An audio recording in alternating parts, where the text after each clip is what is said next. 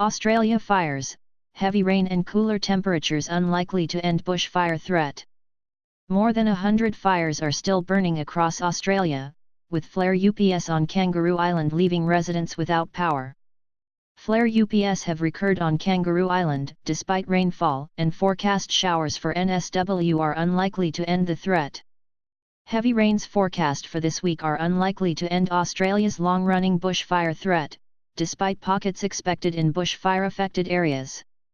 Rain was forecast for parts of the central and northern coasts on Monday, and thunderstorms and showers forecast for most of NSW on Thursday, when up to 25 mm is expected to fall on parts of the south coast.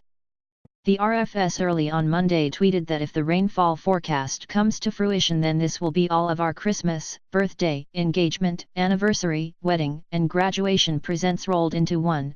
But NSW Rural Fire Service spokesperson Anthony Bradstreet told Guardian Australia the rainfalls are unlikely to be heavy enough to put out fires across the state.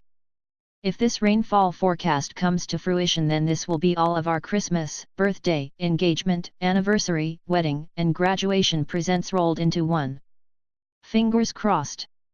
With the period of drought we've experienced, we'd need to get extended periods of consistent rainfall in order to get the moisture content up enough for it to put out fires, which is unlikely, said Bradstreet. The RFS said there were more than 100 fires still burning across the state and many would take some time to fully contain, with 36 fires still burning out of control. The Gospers Mountain fire, which has burned for 2.5 months northwest of Sydney, was finally brought under control on Sunday. Taking action on climate is hard. Here are 5 questions to help Australia seize this moment. After lightning started the fire on October 26, it has burnt through more than 512,000 hectares across the Lithgow, Hawkesbury, Hunter Valley, Kutchgong, Blue Mountains, and Central Coast local government areas, the Hawkesbury RFS said on Facebook.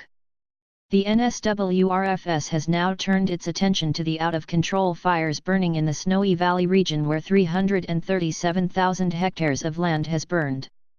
Air quality across much of the state, including Sydney, was very poor on Monday as a result of smoke from the bushfires. Hazardous air quality was also recorded in parts of Sydney's northwest, southwest, the Illawarra, Albury, and Wagga Wagga. In Victoria, the Ken Road Bridge fire flared up in the state's far east on Monday afternoon, with an emergency warning issued for Norrenby and Norrenby North, near the NSW border. The alert came as cooler weather reduced the threat to communities elsewhere in the state. These fires aren't out, and they're not going to be out until they burn themselves out or we finish with a really big rain event, Victoria's Premier Daniel Andrews told KIIS-FM on Monday.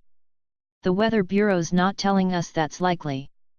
There are 19 active fires across Victoria, more than 1.3 hectares have been burned and 1,500 firefighters remain on the job. Meanwhile, people stranded in the Victorian town of Malakuta have been evacuated by Australian Defence Forces in armoured vehicles. Chief of Joint Operations Lt Gen Greg Bilton said armoured vehicles were used to protect people from falling trees. The routes are by no means open, Bilton said on Monday, but Defence was working to open the Princes Highway and other roads in the state's Gippsland region. It's important to stress that it's still unsafe to just freely move along those routes. Residents and holidaymakers in Malakuta have been cut off from the rest of Victoria by the recent bushfires. While the bulk have been rescued by sea, Defence Forces had used the armoured vehicles to get people back to Melbourne by road. Bilton said 100 engineers from the Papua New Guinea Defence Force would arrive in the state on Monday to help firefighters with road clearing. We're deeply grateful, they are going to play a key role throughout East Gippsland, Bilton said.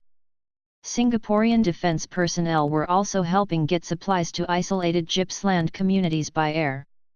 In South Australia, flare UPS across the Kangaroo Island fireground were hampering efforts to restore full power to island residents.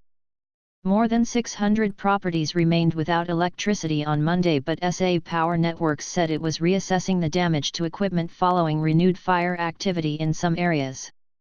The work on Monday was focused on the island's north as access to the southern fire zone remains restricted, the company said. The Kangaroo Island fire has burned more than 210,000 hectares inside a 500 km perimeter. 28 people have died in bushfire-related incidents in Australia since October. Fires have also destroyed 2,136 homes in NSW, more than 1,200 of which have burned down since New Year's Eve, while hundreds of properties and structures have been lost in Victoria.